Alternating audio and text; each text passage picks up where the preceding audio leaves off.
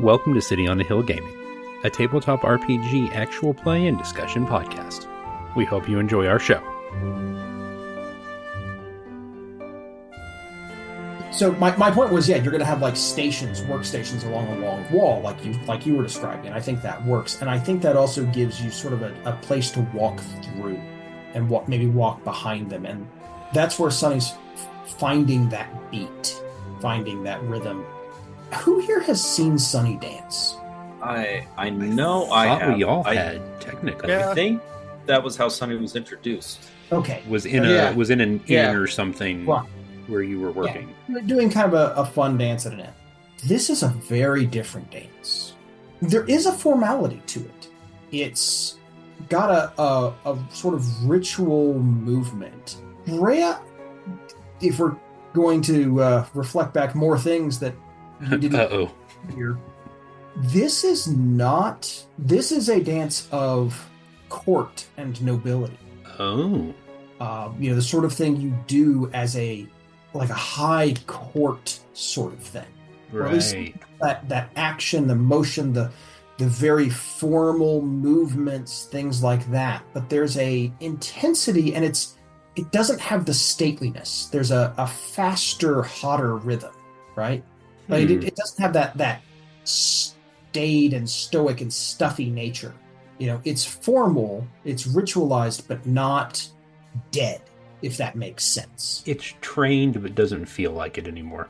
Right. I'm thinking of, for example, a lot of Indian ritual dance, right? Religious dance, things like that. Okay. Like what you see in a lot of Bollywood movies and things like that, right? Okay, yeah. I was just trying to let a ballet dancer loose. Not quite. It's more that ritual dance. Okay. But there's still, it's intentional. It has an origin and an expectation, but there's still freedom to express. Yes, but absolutely there's intentionality to the movement. Native American dancing has a lot of that too. Yeah. Like tribal powwow dancing has a lot of that. And I know vaguely what you're talking about, yeah.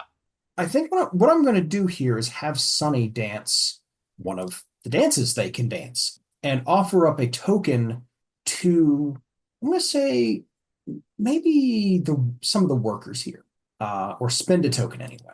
One of the dances that Sonny will always happily dance is a dance with fire to spark inspiration.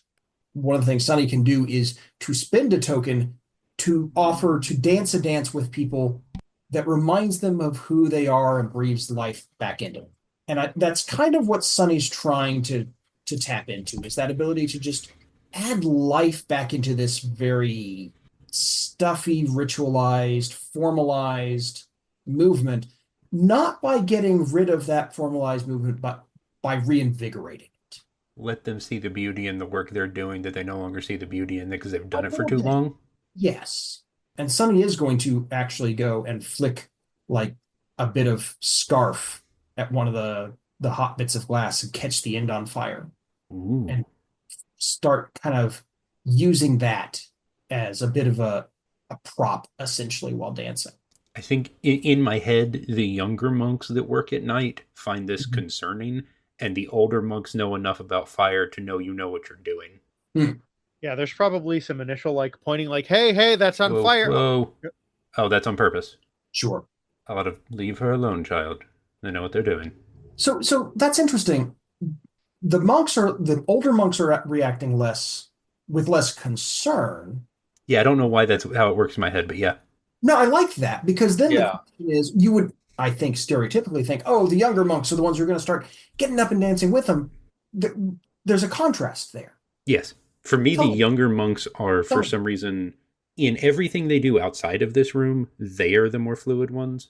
But in this room, because they're younger, this place is stuffier. This is not their place. Yes. This forces them into more actual hard ritualistic things, to where the guys who've been, the monks who've been doing it for decades or centuries or whatever, this is every day and has been for longer than those monks have been alive. Mm-hmm. I would also like to float the idea that it's because maybe this reminds the older monks of how they used to feel, how they used to be, maybe a tradition that was kind of lost. The things you lose when it becomes more of a business. Yeah. Okay. Because the tradition now feels very professional to me in a lot of ways. It's just the series of steps you go through every shift. Yeah. You do it because it's the thing you were trained to do. Makes sense. So what else is happening? What are y'all doing? I think Archibald has gone outside to contemplate the moon over the salt flats.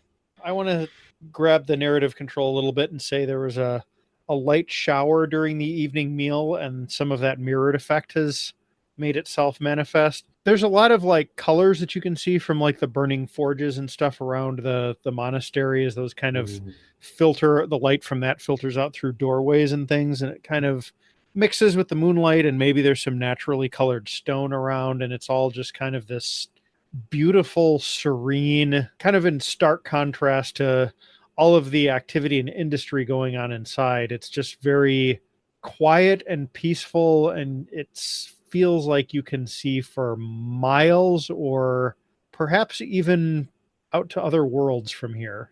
So he's just being contemplative at the moment.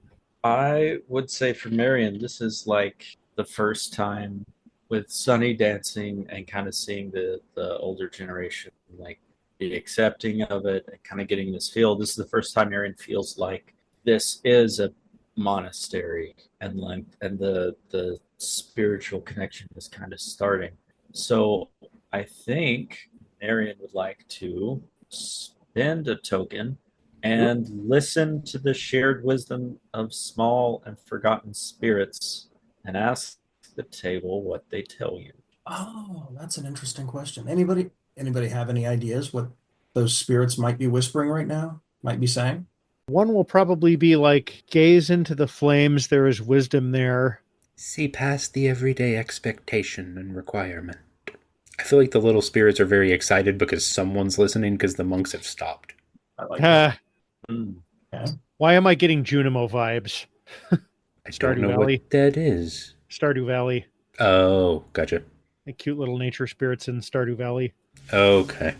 I think some of the spirits are saying that Marion is perhaps getting too comfortable, needs to be more uncomfortable, needs to put himself out further.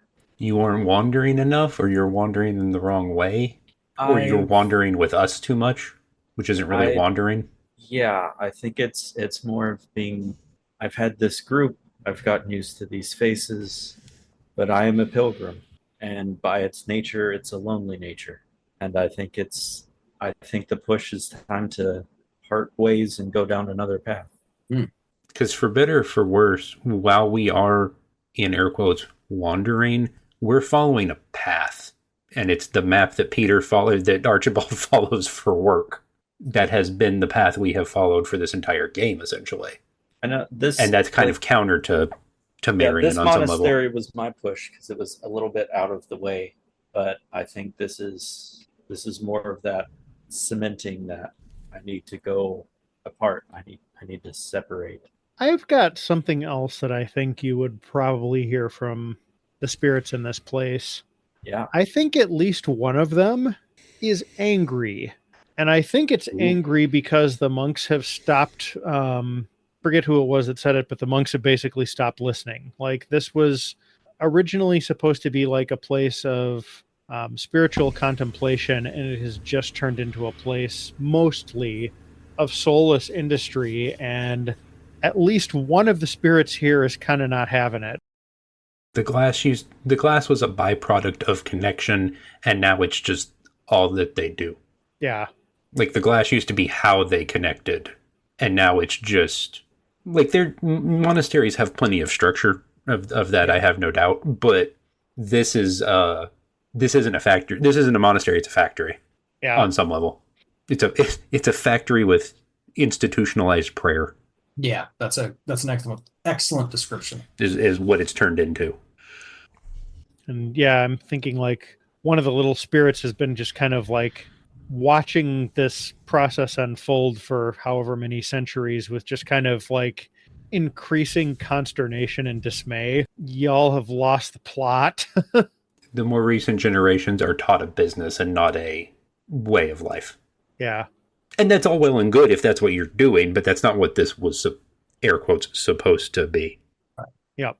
Because I imagine the spirits around here would have to cooperate with them, but they were doing so under the expectation of this being an actual spiritual place. So the question then, Marion, is are you willing to stay and fix that? That is a great question. And this may not be something we need to answer here in this in-game evening. Maybe Marion needs to sleep on it. I think Marion needs to sleep on this. Excellent. That is a tough question. I don't know if Marion feels like he's the person for that. Maybe he's just the messenger.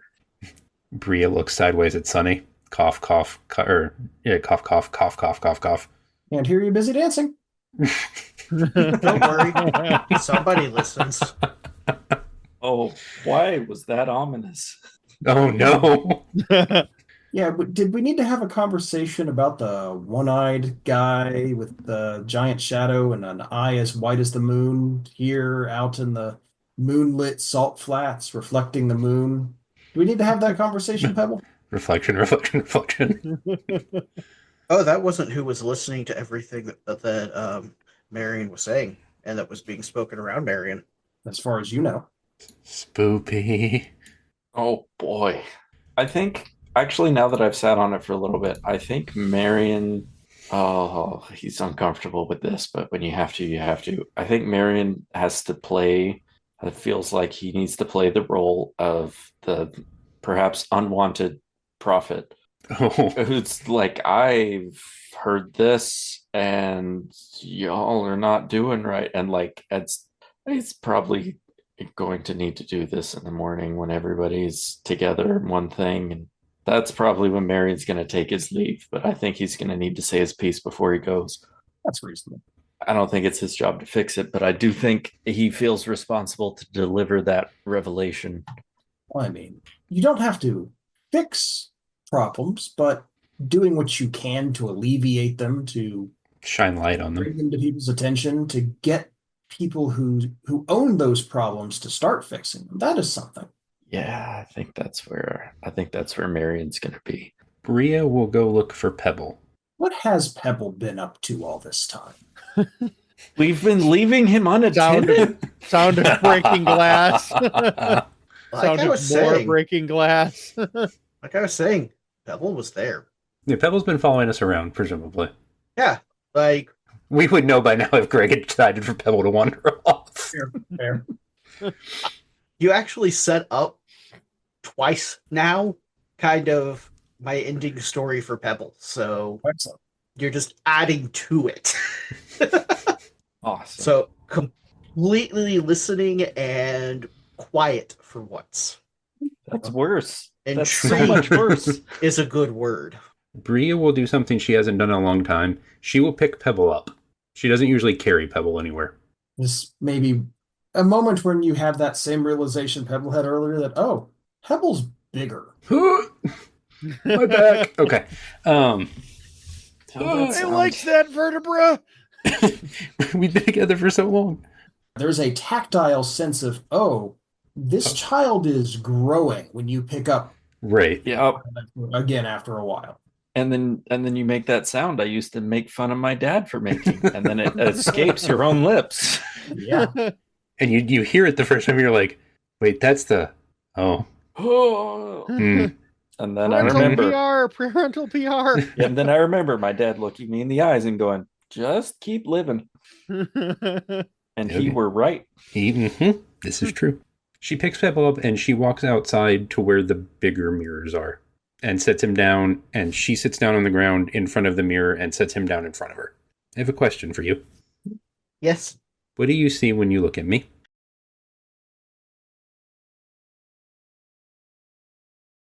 Say what you're thinking. Mother, but not mother. That has changed, I assume, in the last few months. You are growing.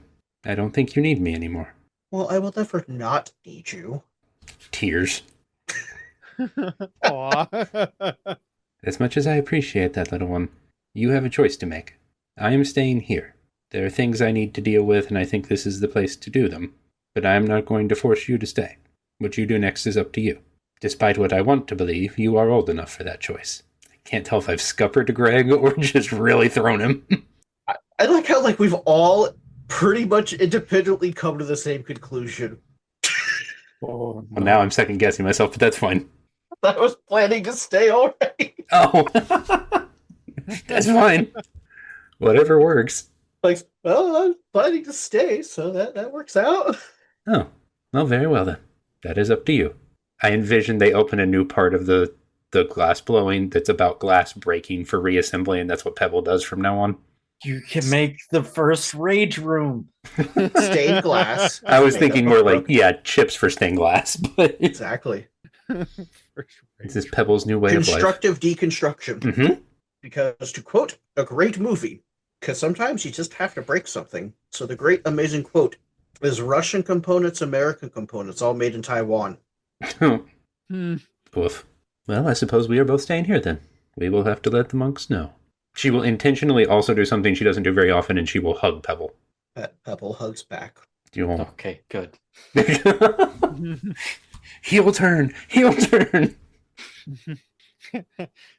Pebble shanks her. Pebble villain arc, no! You say heel turn, and I think steel chair. Yes! RKO out of nowhere. I think you have someone else to go talk to now. Yes. Waddles off to one of the head monks. That wasn't what I meant, but sure, that's fine. I'm staying. I'm Sorry, joining did a you monastery. try and imply things to an 8-year-old? Well, look. There was I your did. mistake. He just didn't listen, which isn't new. Yeah, I don't know that implication works all that well with a 30-year-old, for goodness sakes, not an 8-year-old. I need a t-shirt that says everything I learned about parenting I learned from my D&D game. You realize I've had more heartfelt conversations with you in this game than I have with my actual mother in the same amount of time that we've been recording this, the whole game. Oh, Let me rephrase Woof. this. I've had more heartfelt conversations with you as my character's mother tonight than I have in that whole time. that's Yeah. Woof. Ooh, ouch. okay. So let's go back to Marion, bastion of no awkwardness ever, please. Thank you. you were talking to the wrong person.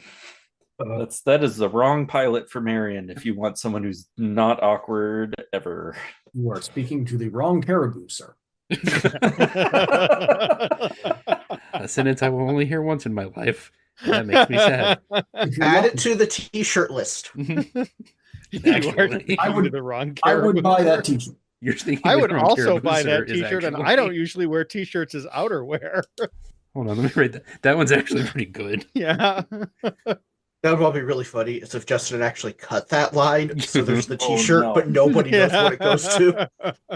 So let me ask this. How long does it take Archibald to finish his business here? Like a couple of days, a week? 7 to 10 business days. Knock it out last night? That's going to depend on the monks, actually. He's That's why I'm got a asking pretty you. he's got a pretty nice selection. He's willing to take time or not as they see fit. Mhm. This specific time, because he has so many new colors, and possibly because of the kind of the disruptive influence of this particular group of travelers that's even now just kind of starting to manifest, there's probably a little bit longer period of that, hemming and hawing and figuring out what there's funds for and what's actually useful and that sort of thing, because everybody here is kind of on the back foot. And so what would normally be like probably a 2 or 3 day trip and then turn around and head back off to the next stop takes more like a week, because everybody is just a little discombobulated and nobody is quite sure of their decisions as much as they normally would be. And possibly in a lot of cases, they can't even put their fingers on why. We causing a ruckus. For his part, Archibald is very patient. He will just kind of take it in stride as long as, he kind of wore his beetle out getting here, and he can kind of sense what's going on, and he's not in any real hurry to kind of like rush the needed prophetic influence out the door faster than it would normally go. Mhm. So he's not going to deliberately drag his feet, but he's not going to do anything at all to speed the process up, if that makes sense. He will just kind of sense which way the wind is blowing and just kind of, as his way of supporting the other members of his group, he will just kind of sit back and let it happen and let it keep happening for as long as is necessary for people to kind of start treating the illness around here, as it were. So yeah, I think that's how that's going to go. Okay. So does that extra time give rise to second thoughts about staying? Or is it? But we sort of ease into this idea that I'm staying here and Archibald and maybe a couple others are heading out. Yeah, I don't think Archibald's going to I'm stay. asking the folks who are staying. Oh, sorry. That's okay. I wasn't clear about that. Bria will repeatedly reconsider because she actually does not want to, but she knows she needs to stay. Because whether they use it for this or not, she requires this as a place of reflection. Okay. All right. Pebble? I missed the question. Given that Archibald and maybe a couple others are staying here for, a week or so, does that give rise to second thoughts about staying because it's not a quick, clean break? Or is it, oh, no, you know what? It's fine. They're going to head out, but I've got a few days to ease into the idea of staying and settle in without it suddenly being, not my decision. No second thoughts about staying, but definitely trying to spend as much time with them while slowly getting more integrated with the monks, and while being able to stay with some of my friends, also trying to break away some to get more involved into the monastery itself, not just somebody who's staying at the monastery, but actually a part of it. All right. I think Bria will slowly start moving herself to the night shift time frame here. Because correct me, skunk's technically nocturnal.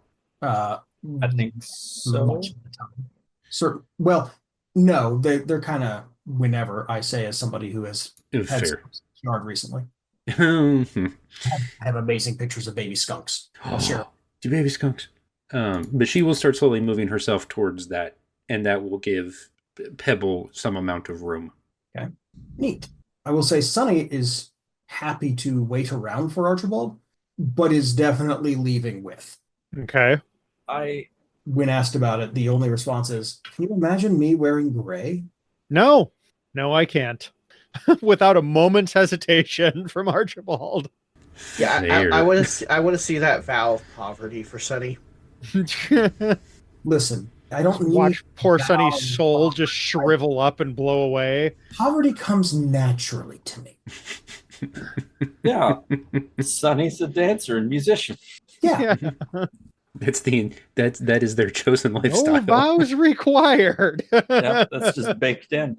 Vow of silence. I swear at it, not swear to it. Boo, but accurate. Boo. All right, so I think Marion's probably, before he makes his big speech, will probably take a few days to formulate the thoughts and settle on it.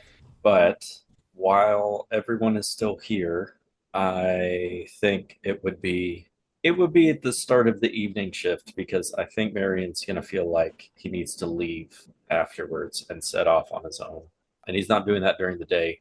So I think towards the end of the meal, Marion will kind of timidly-ish stand up, just kind of start and make especially eye contact with Roderick, especially. And his huge owly eyes burrow. Yeah, it into makes you. this makes it so much worse. That was a mistake. And say, if you would be so gracious, I believe I have a message that I need to deliver from some of the spirits here and about the nature of this place. There's uncomfortable shifting. Yeah. He doesn't stop you, but he does look a little concerned. Bristle. Yeah. Archibald will kind of ruffle. have an idea of what's going on here and look supportively at him. Just kind of give him that look of, go ahead, you got this, you can do this. Speak as you will. You poor monks who have done the work but have lost the fire. You put these things together, you make these beautiful sculptures, baubles, and trinkets, but there is no heart present in any of these. You have lost the why of what you do. You've become enamored by trade and production and efficiency, and you've lost the heart of what brought you here in the first place. In all of this reflection, you've never thought about reflecting upon yourselves and why There's you do this work. agitated murmuring. Oh, yes. About why you would do this to yourselves, about what this place was built for. You get so caught up in this rhythm and in these rituals that you've missed the heart of everything. From here on, let the rituals remind you and anchor you to what you're doing. Ironically enough, you need to get that fire back. You need to appreciate that fire can be dangerous and beautiful and not just useful. He stands up, but he doesn't look at you. He looks at the half of the room that is way younger than him. Most of you are not old enough to remember, but that is why we are here, or at least it used to be. What we do in that part of the monastery was simply a means of connection. It has not been that in some time. Perhaps there is a need for a change. It may not be a smooth one, or a quick one, but perhaps we have lost who we are. He just puts a hand, I hate saying that, on your shoulder. So mechanically, I would like to spend a token to give something that has the potential to change someone fundamentally. Ooh, Excellent. And in this case, it would be that speech. Sure.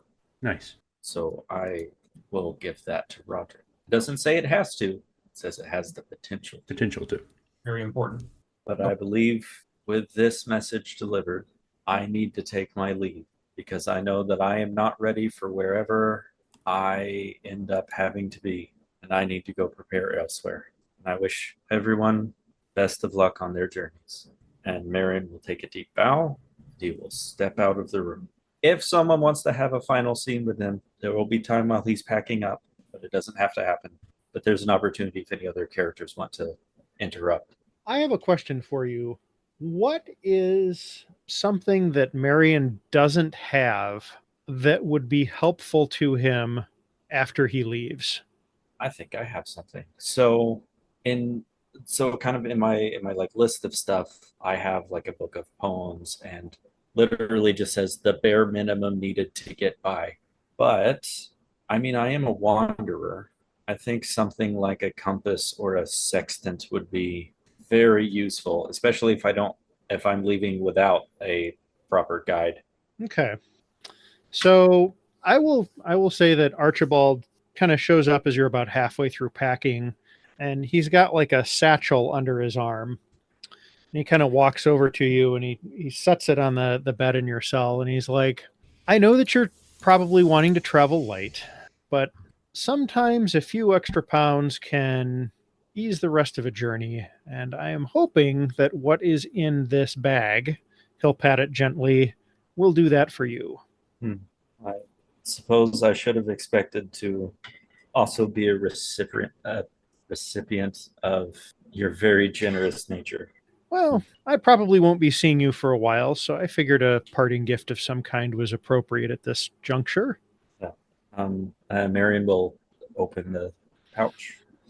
Inside, he will find a compass and also a thick bound book of maps of the entire region with a lot of like detailed notes in Archibald's own handwriting of where to find oases, which communities will be most willing to offer aid if something goes wrong.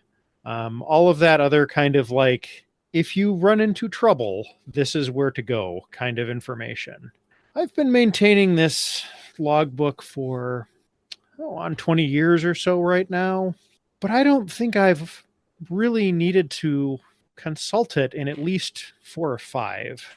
And I think perhaps it would be better in your hands, especially if you are willing to share it with others as you move about the world. Can I trust you with this?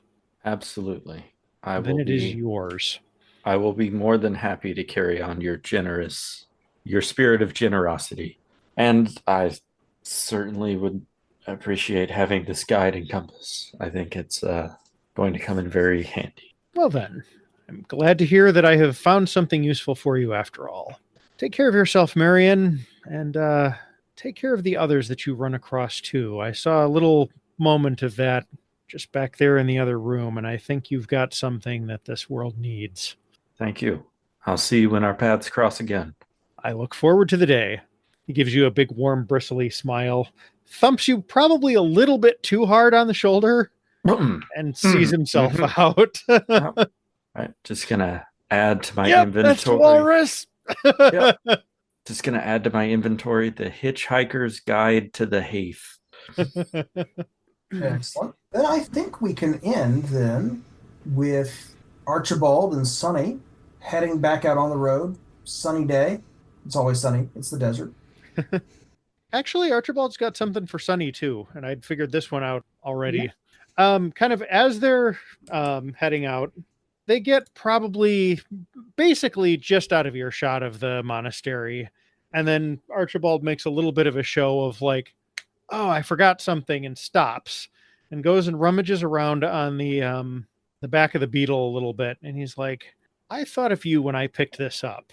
He hands Sunny like this beautiful, like hand embroidered sun umbrella. He's like, sun out here in this part of the world is a little harsh, and I know you like fire, but I know you like colors too. So if it gets a little warm, maybe stay cool in style.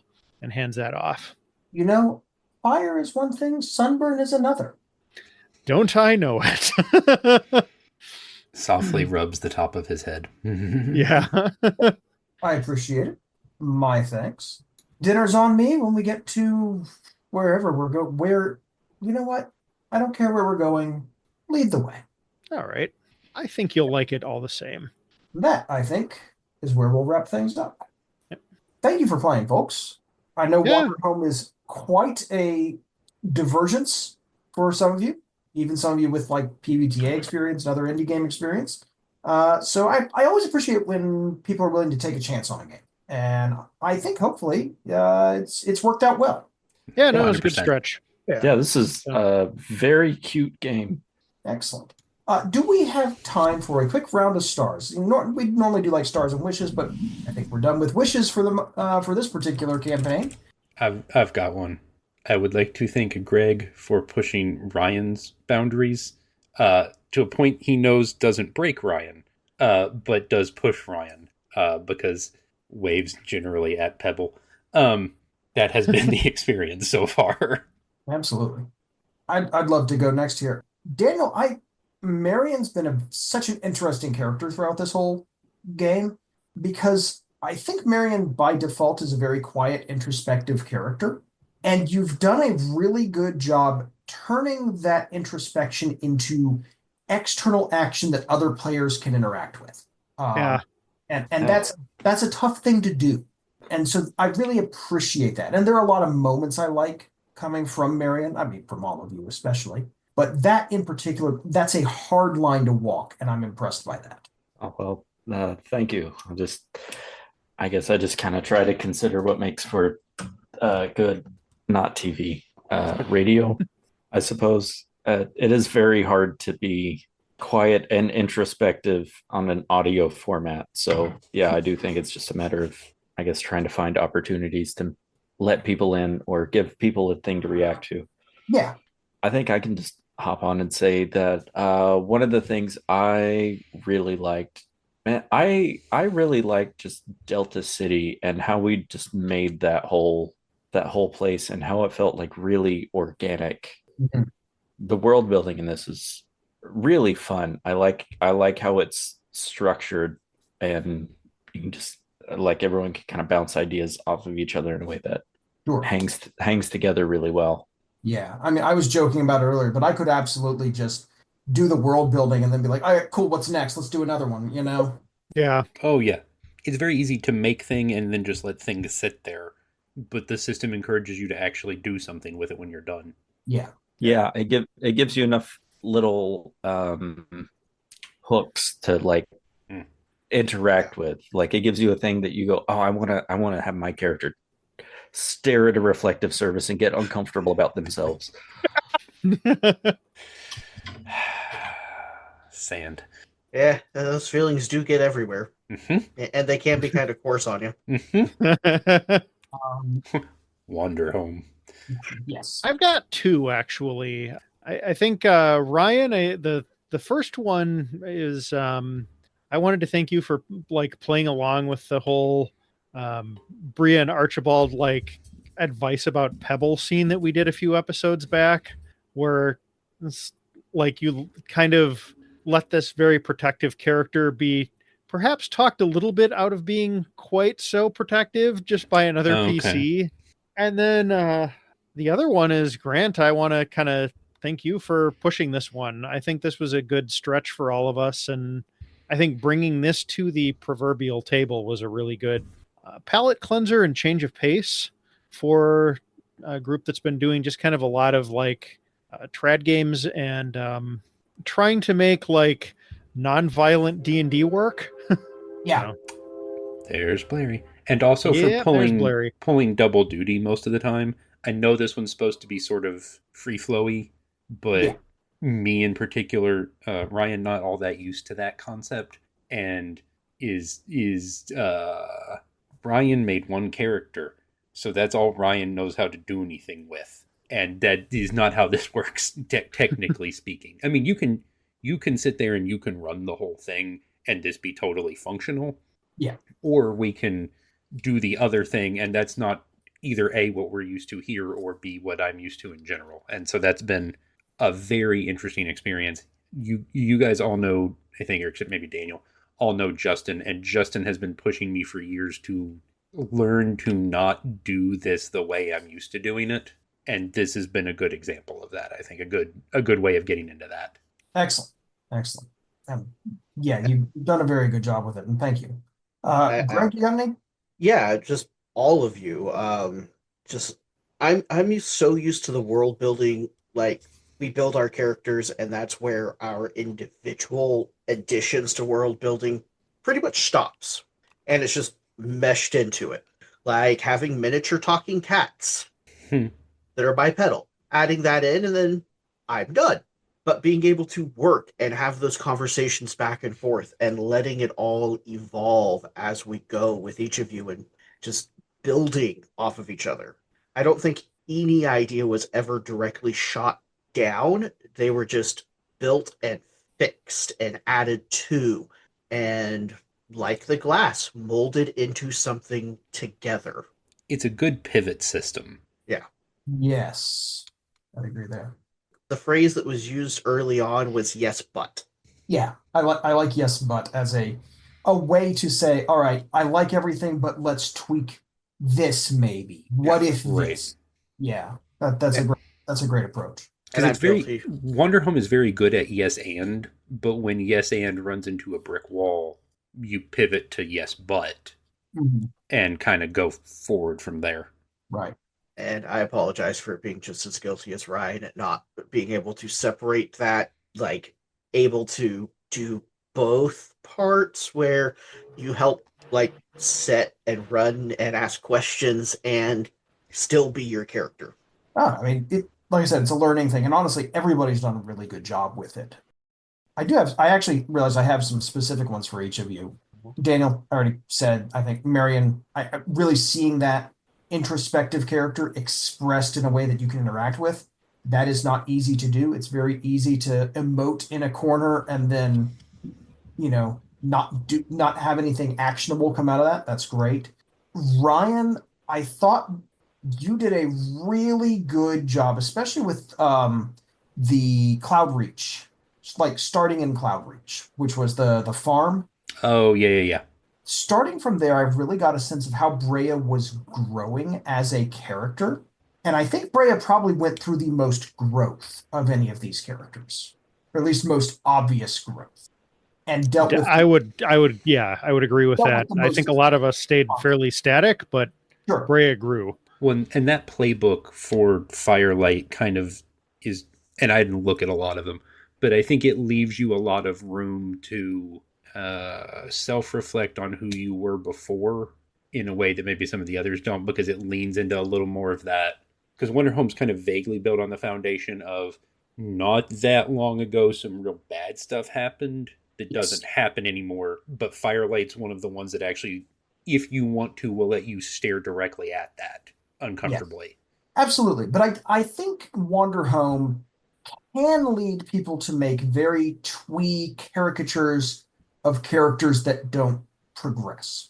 Sure. And I think you did a very good job in particular of moving Brea forward dramatically. There was change and growth and evolution. Not always comfortable, but that's a good character, right? And I'm impressed by that, especially because you're doing that in a somewhat unfamiliar gaming context. Thank you. I think it's easy to look at this and just look at what's the thing that was real popular during the pandemic on Switch? Animal Crossing? Yeah, there you go. And just look at this and just say, oh, we can play Animal Crossing now. And you can totally do that with Wanderhome if you want to, I think. Yeah.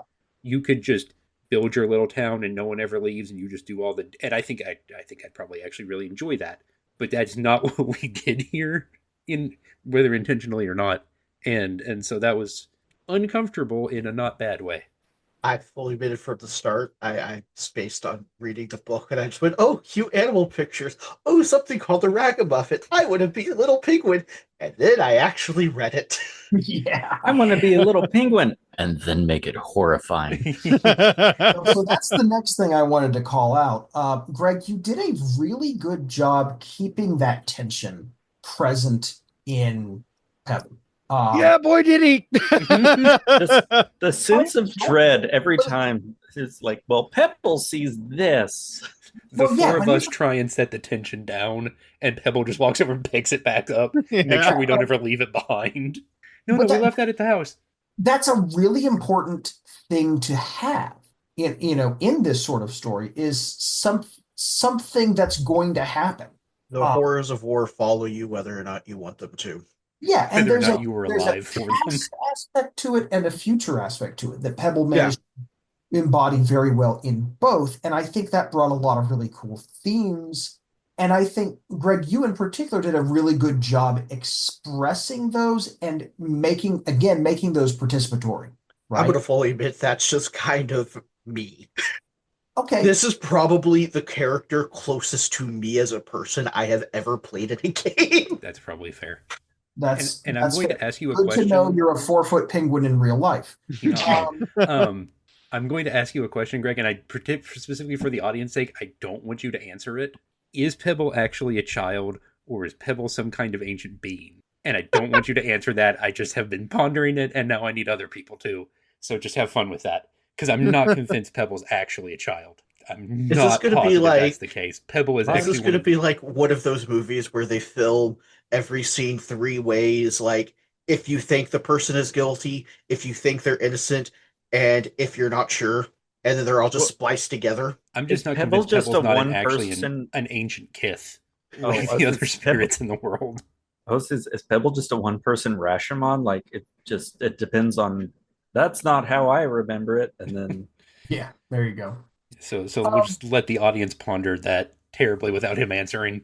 There you go. And Peter, Archibald is a very fun character. I think you probably had the most consistently light tone of everyone in this, which is great because that's a good counterpoint to Brea at their darkest and Pebble at their darkest and Marion at their most introverted and Sunny at their darkest.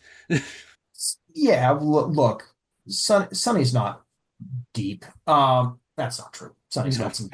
I just couldn't express it that much.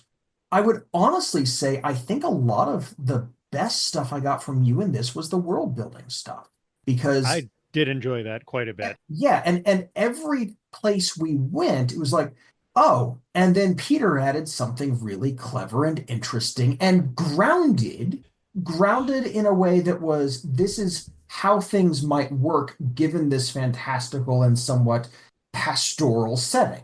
it felt cohesive rather than, because you know how sometimes this can turn into, and here's this wacky bit and this wacky bit, and that never happened. And I think a lot of that came from you, is keeping a realistic sense of how things might work, even in unusual environments, like a giant observatory in Cloud Reach that's just an old, an old tower for meteorology, a salt flat, things like that.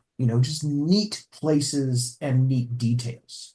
Well, if we're gonna be like making the focus of the game kind of how the characters interact with the world, it makes the most sense for the world to be something that people who live in it can get their head around and interact with. So I was shooting for that kind of fantastical but grounded thing. So I'm glad it worked. Yeah. So, Okay. Well, cool. Yeah, that sort of thing is my jam, man. I love doing that kind of world building. And It is fun. And it drives me nuts because I would love for us to do like a whole thing that was just world building, but then there's the anxiety of never using it for anything. Oh, I was going to suggest if you ever needed a quick recorded episode, we could just jump back into this and build a city. Yeah. Or do it with what was the other thing called? Microscope? Yep. Yeah. We did the space one with. We could do that too. Yeah, the space game. Good grief. I'm blanking out as well. Impulse Drive. Impulse Drive. Yeah, Thank you. we did the microscope thing before we did Impulse Drive. Yep. Okay. Well, to the four of you, thank you. Wanderhome is very different. I hope the audience has enjoyed it as much as I think we have. And even if they haven't, I'm kind of okay with that because we enjoyed Wanderhome a lot. I think it's been good for us as a group in a way that's different than most of what we put out. I will also say, just kind of as a closing note on this, if you, the member of the audience, are a gamer yourself, and I'm guessing you probably are, because who else is going to listen to actual plays of obscure indie RPGs? If you can find a good group of trustworthy people like we have here, and you really want to stretch yourself, it's a good game to stretch yourself as a gamer. This is a heck of an option to play. Yeah. It will make you think in ways that D&D or Call of Cthulhu or any other trad RPG, and even a lot of like kind of that trad indie hybrid that you've got with like the PBTA games and the Forged in the Dark and stuff like that, will not do. This will push you in different ways. So it's a good one if you want to flex your gaming muscles a little bit. Yep. And this is where I feel compelled to, if you're going to do that and know that Wanderhome leads into kind of uncomfortable areas, be sure and review the safety tools that are in the document. Do all that setup beforehand. There's good ones in the book. Yeah, Most so definitely. people know if it's getting too real, they can signal. Yep. I always feel compelled to have to say that. Any game can wander, but this one does it in a way that is different and will end you up in more plausibly real life emotional things if you're not careful. Yes. Or if you are careful, it possibly will. And that it doesn't have to be a bad thing, but you do have to be, like Daniel said, you do have to be conscious of it ahead of time, because it will take you a place if you let it. I would also say that if you enjoyed this, let us know, because that's encouragement for us to maybe do something similar. No promises in the future. We have nothing to announce. But if you enjoyed it, that's more incentive. So let us know. We can always wander some more. Be sure to like, share, and Yeah, exactly. And a big thanks too to Possum Creek Games and Jay Dragon, the author of the book. Absolutely. Fantastic. It's fantastic. Yep. And whoever does your art. Jeez. Or the graphic design. Yeah. Like, just as an actual visual object, the Wanderhome core book is very much worth having. It is just actually pretty. Yeah, spectacular. I can tell you who those people are. The cover illustration was by Sylvia B.I. I can't by B, something like that. And then the book designs by Ruby Lavin. So shout outs to them. Fantastic work. Yep. And Greg, you had a thing. Yes, I was going to say, as Peter was saying, if you're looking for those type of gamers, or you just want to tell us how we did, join the Discord. Yes, link in the description down below.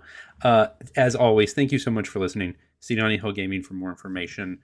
Thanks to our Patreon backers as the thunder rolls. Sweet heavens, what's happening outside? If you look at the map of the United States tonight, it is covered in storms. Yes, it is. Thanks to Grizzly Rich, I don't think Bryan, it's Ryan. Andrew, Christina, Tony, Joanne, and Sir Lord Epic Name. Like Greg said, Discord, link down below, links to all our other stuff. We have several. It's been a while. We've been on a bit of a hiatus, but we do have some other things in the works. We're going to let Justin loose on a new system here soon. Oh, this is going to be interesting. It is a very different thing than we have done on City before, but that seems to be what we do lately. So we're going to let him loose there, and we're having some conversations about a couple other things. So more interesting things to come.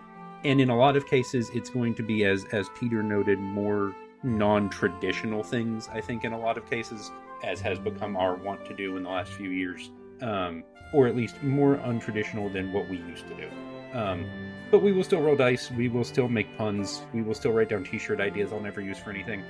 We will all still groan, at least once per episode, by either something Greg, Grant, Peter, or Daniel says. Because that's just sort of our standard. Ryan has never once been known to pun in this. Nope, I don't do that here. It's my stock standard. I never do that. Because I care about Cameron more than the rest of you do. He's made his stance on puns well known. No. And I'm the one that's actually met him in person and hung out with him. You're the one who is literally the closest to him. And you hurt him the most, Craig. You hurt him the most. As is, I think, it's your just call. that nice. That'll preach. Amen. So again, thank you for listening. And as always, have a blessed day. Thanks for listening to City on the Hill Gaming.